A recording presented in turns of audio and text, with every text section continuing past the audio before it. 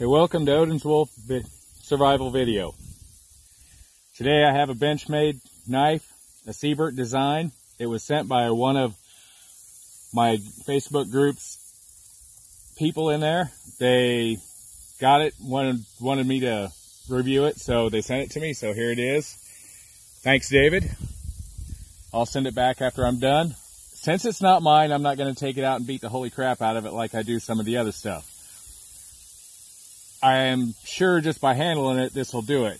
There's a lot that I do like about this. There's a couple things that I really don't, but that's with everything that I've run across. First thing though, the sheet isn't too bad. It's a nice soft leather. It's got a hard plastic liner in it, which is a good thing, and a welt. So I've seen some knives come in where you run the edge down, it'll cut the stitching out because it doesn't have a welt in it. This is nicely stitched, machine stitched, kind of a suede feeling sheath with a fire steel loop. Another good thing for this sort of knife. The retention is pretty good. It holds well on this. I've seen other reviews where they talk that it doesn't hold. Well, if that's the case, then I'd probably heat this up a little bit with some warm water and shrink it a bit. Would help. It has a belt loop and a ring, so you can tie it or wear it on your belt. The leather thickness isn't bad. Some of them get really gaudy thick. I've got one that I made that's like that.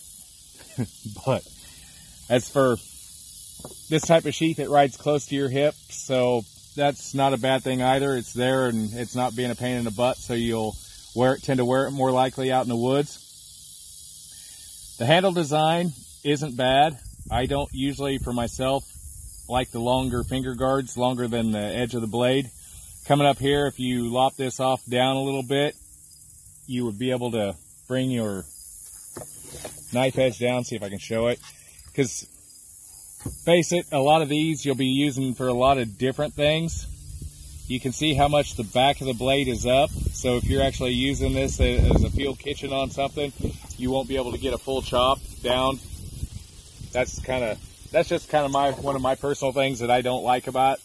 And it's got enough of a depth that you'd actually have finger protection. These are G10 scales, green and red. They're shaped pretty nice. I don't mind them at all. I like the pinch points because you could actually use it to get in. Back here, with the way I grip a knife, with it being kind of wasp waist back here, it tends to make it easier for me to hang on to. Again, that depends on how you use the knife, how your hand size, all the other. That's why there's so many different knife designs out there. I've got fairly large paws and fingers, so what fits me wouldn't fit somebody with like a musician's hands or something along that line very well. The blade length on this is 4.4 inches, and I think it's S30V stainless steel. I'm usually not a huge fan of stainless steel, but then again, some of the new stainlesses are pretty good. It's hardened up at a Rockwell of 50 to 60, they said. That's where I have a problem too. Ranges like that tends to tell you their tempering might be kind of iffy. I don't know, because you can get it fairly specific normally, but mass-produced knives are a little different. The back of it does have two sharp edges, so it works good with a fire steel. And anybody that thinks it doesn't, you know, here you're peeling off sticks. Again, it's not my knife, so I'm not going to run it down a fire steel. These aren't real cheap. They run in on the site at 250 bucks, I think.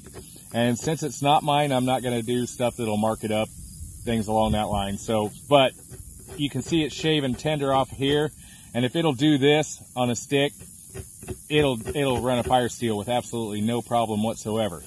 I like that. The edge on it is sharp. It is shaving sharp. Again, I saw reviews where it wasn't, and if you don't think it is, there it is.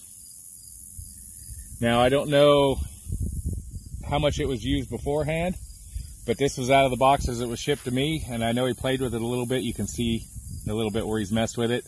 So the edge on it bites good in your thumbnail, which to me, that's about where I like it sharp. If you pull it across your thumbnail carefully, it doesn't feel rough. It's not quite as glass smooth as you can get at custom sharpening, but that's a really nice edge coming from a factory, which works well. It's peeling my thumbnail, so that's plenty sharp, and it took hair. You can't complain about that. Okay, the other, it's 164 thousandths of an inch thick blade. This is Osage, and Osage is stupid hard. And this is old dead Osage, and it's been dead for a long, long time. But it's taking this off. Anybody that's ever cut Osage will know what this is. We'll tell you right there. This stuff they used to make wagon wheel spokes out of. It's the only thing I know of that's harder in this country is ironwood. And this stuff weighs in at 70 plus pounds a cubic foot, which is pretty damned heavy for a hardwood. And coming from central Kansas, it's definitely the hardest thing around here. But this cuts in really nice, so you can easily do what you need to do with this sort of knife. You can make your fire makings, you can make anything like that. Anybody that says you can't take a knife that thick or whatever and easily make stuff, traps and everything like that for field craft, bushcraft, things along that line, probably has an issue of doing it, period.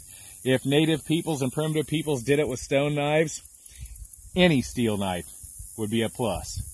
And if you can do it with a stone tool, this thing would be awesome. And I do like the fit and feel of this knife. I would recommend it. I like the knife. It fits and it feels good. It's 7 ounces, I think a bit over 7 ounces. I'll put all the specs up in the video. It does work. Does exactly what it says. It is exactly what they say it is. It's nice and sharp. And I can tell you right now, after cutting that Osage, it's still nice and sharp. That'll usually take the knife, that'll take the edge off of a lot of stuff, and it's still popping hair. So I'm impressed. Good knife. So if you're looking for a knife and your budget really isn't that much of an issue, you might look at the Benchmade. It's a pretty nice little blade.